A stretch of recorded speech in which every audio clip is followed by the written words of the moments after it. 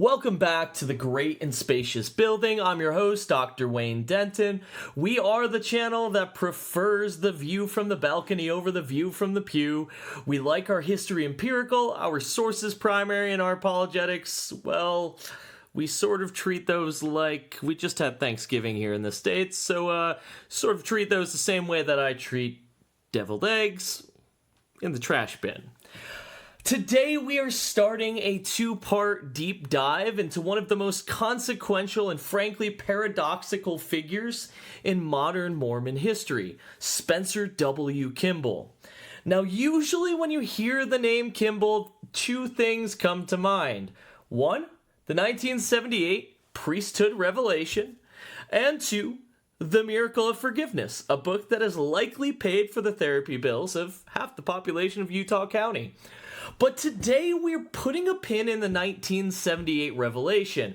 We're going to save the end of the racial ban for our next episode. Today I want to look at the man before the revelation. Who was Spencer W. Kimball? Was he just the kindly old Yoda-like figure of the church? Or was he the architect of the modern church's obsession with sexual policing and political interventionism? To do this, we're going to be using a fascinating source. The book Lengthen Your Stride is where I'm going to draw most of this from. I do also draw a little bit from the work of Matthew Harris, but Lengthen Your Stride, the presidency of Spencer W. Kimball, it is not an expose written by an outsider. It's actually written by his son, Edward L. Kimball, and grandson Andrew Kimball Jr. It's surprisingly, despite the connection here, it's surprisingly candid, sometimes shockingly so, admitting to the internal squabbles between leaders of the church, health crises faced by both Spencer W. Kimball himself and others around him, and the warts and all of a prophet. So grab your uncaffeinated beverage of choice and let's look at the man who told the saints to do it even when they really, really didn't want to. If you look at the modern corporate church, you expect its leaders to be polished, confident CEOs. Spencer W. Kimball was not that. He was born in 1895, the son of a stake president in Arizona. He grew up in a world of mesquite stumps and frontier Mormonism. When he was called to be an apostle in 1943, his reaction wasn't one of, "Finally, God recognized my brilliance." It was abject terror. When J. Reuben Clark called him, Kimball's response was, and I quote, "You don't mean me. There must be some mistake. I'm so weak," end quote. He spent days weeping, climbing mountains, and literally asking God to tell him he was acceptable. He had what we would call today severe imposter syndrome. He wrote about hearing a voice saying he wasn't worthy because of petty things he had done in his earlier life. It's important to understand this deep-seated insecurity because it fueled his relentless work ethic later on. He felt he had to earn his place. And then there was his health. This man was a walking medical textbook. Typhoid, smallpox, facial paralysis, heart attacks. In 1957, he developed throat cancer. The treatment involved removing one vocal cord and part of another, leaving him with that signature raspy, gravelly voice. He later joked to an audience of his hometown that he fell among cutthroats. Fast forward to December 1973, Harold B. Lee, the powerhouse president of the church, dies suddenly. Everyone expected Lee to live for 20 years. Spencer W. Kimball is 78 years old at this point. He has a plastic heart valve and a history of cancer. The general feeling in the church, and even among his peers in the press, was that Kimball would be a short-term caretaker president. Even his wife Camilla worried the job would kill him. Boyd K. Packer went to Kimball's office shortly after he became president and found him weeping. Kimball told him, and I quote, "I am such a little man for such a big responsibility," end quote.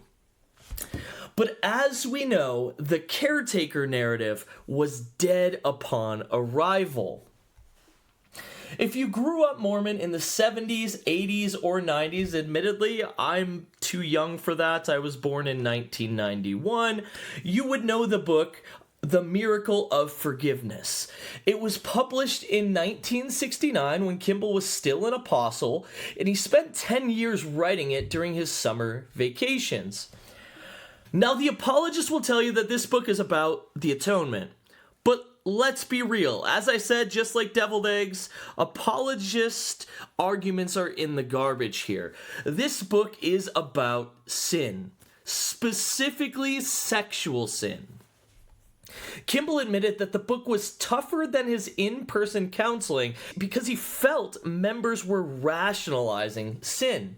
But even Kimball later had regrets. In 1977, he pulled a copy off a shelf and told a mission president, I quote, "Sometimes I think I might have been a little too strong about some of the things I wrote in this book," end quote. Too strong? He received a letter from a reader calling him a sin-fixated, anti-sex author. And frankly, looking at his presidency, that reader might have had a point. Under Kimball, the church's intrusion into the private bedrooms of married couples reached its peak. In the late 70s and early 80s, the first presidency became obsessed with what married couples were doing behind closed doors. A first presidency letter in 1982 defined, quote, "unnatural, impure, or unholy practices," end quote, to specifically include oral sex. This led to a period where bishops were asking married couples explicit questions about their sexual mechanics during temple recommend interviews.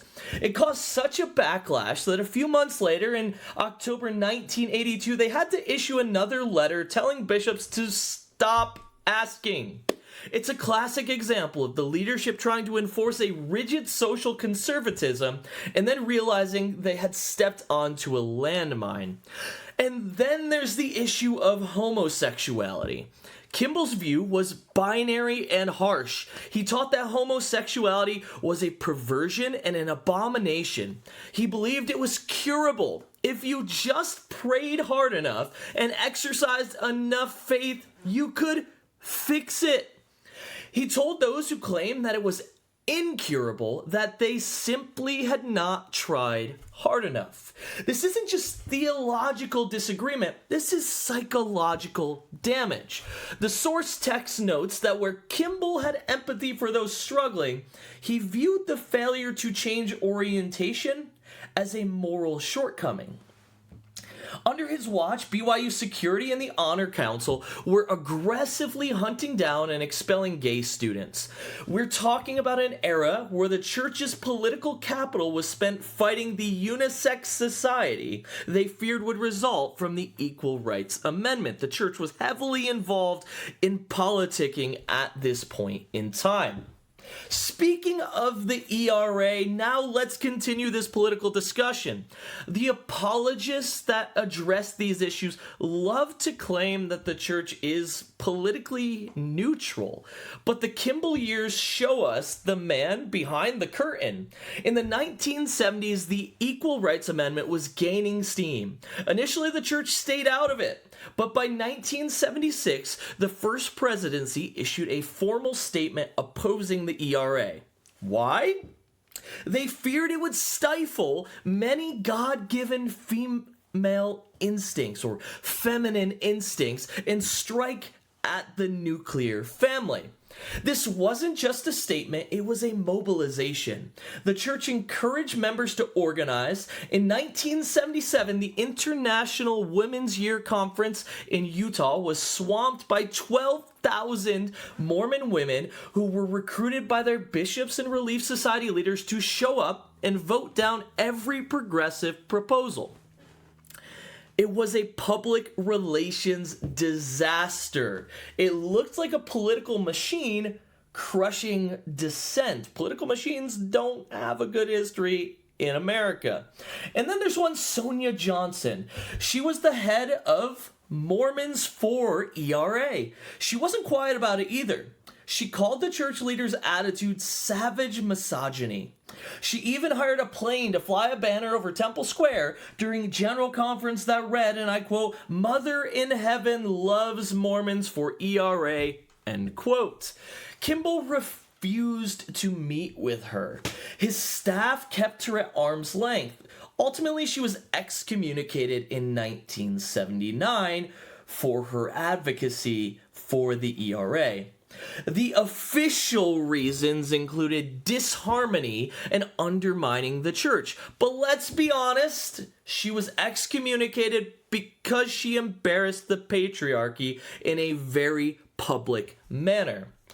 Interestingly, while Kimball was fighting feminism, he was also fighting the U.S. military. In a move that shocked Utah conservatives, the church came out against the MX missile system, which was planned to be based in the Utah-Nevada desert. Kimball's administration issued a statement calling it a denial of their hope for peace and a target for nuclear attack. So you have a presidency that is actively fighting equal rights for women on one hand and fighting the military-industrial complex on the other. It highlights that Kimball wasn't just a Republican rubber stamp, he was a theocrat protecting his turf. One of the most fascinating aspects of Lengthen Your Stride is the window it opens into the internal politics of the Quorum of the 12. We are often told that the brethren are always in perfect harmony. Well, Spencer W. Kimball spent a fair amount of time playing referee between hardliners in the PR department. Take Ezra Taft Benson, we've talked about him plenty of times in this series, and he's not going to go away. Before he was prophet, he was the ultimate John Birch Society hardliner. In 1974, Benson gave an interview saying it would be very hard for a good Mormon to be a liberal Democrat. Kimball had to call him in and reprimand him. He told Benson that he needed to avoid, I quote, politically sensitive and potentially divisive matters, end quote. Later in 1890, Benson gave his famous 14 fundamentals in following the prophet speech at BYU, basically arguing that the prophet is infallible and can talk about politics whenever he wants. Kimball was definitely concerned after this. He called Benson and again made him apologize to the Quorum of the 12. The First Presidency even issued a statement to the press saying that it simply was not true that the prophet's word is law on all issues. Then he also has to deal with, speaking of hardliners, one Bruce R. McConkie. In 1980, Bruce R. McConkie gave a speech at BYU called The Seven Deadly Heresies, where he attacked evolution and the idea that God progresses in knowledge. He called these things heresies. Kimball ends up calling McConkie in and told him he was being divisive. He forced McConkie to revise the published version of the talk and to say that these were his personal views rather than absolute doctrine from the pulpit. This is significant. You have the president of the church actively trying to dial back the dogmatism of two men, Benson and McConkie, who would go on to define modern Mormon orthodoxy. Kimball was trying to keep the tent big enough to hold the membership together, even while he was enforcing strict sexual morality. And yet, despite Kimball's efforts to rein them in, he didn't publicly censure them. He valued unity, or at least the appearance of it, over public correction. As Leonard Arrington, the church historian, noted, Kimball acquiesced to Benson and Mark E. Peterson when they complained about the new Mormon history being written. Kimball actually liked the honest history being produced, but he wouldn't stand up to the hardliners to protect it. The results? Well, it led to the dismantling of the history department and a return to faith-promoting, correlated, apologetic history. Under Kimball, the church bureaucracy exploded, though. They built a 28-story church office building, a literal tower of administration. Kimball wanted to micromanage. He had a hard time delegating things. He was reviewing applications for restoration of temple blessings personally, but the growth of the church eventually made all of that impossible. He's the one that introduced the block meeting schedule, condensing church into 3 hours on Sunday. He streamlined the hierarchy, turning the first quorum of the 70 into a governing body. He essentially retired the office of the patriarch to the church because it was an artifact of a bygone era. This was the era where the church became a global corporation. And like any corporation, it became obsessed with its image. The public communications department grew massive. They started using market research and polling to determine how the church was perceived. They produced slick media campaigns like Homefront commercials. Kimball understood that if the church was going to go global, if they were going to lengthen their stride, they couldn't look like a weird Utah sect. They had to look mainstream. They had to look respectable. And for that respectability is the cliffhanger for today. Because by the late 1970s, there was one thing keeping the LDS Church from global respectability. One thing made them pariahs in Brazil and Africa and on college campuses across America. The racial priesthood ban. Kimball knew it. He had been working with Native Americans and South Americans for years. He had told the Native Americans they were a chosen people, but the ban on black Africans hung over the church like a dark cloud. Next episode, we're going to walk through the days leading up to June 1978. We'll look at the pressure, the internal debates, and the ultimate revelation that changed the face of the faith. So closing today, Spencer W. Kimball, he's a man of many contradictions. He was a humble man who loved people, yet he authored a book that inflicted decades of shame upon members that read it.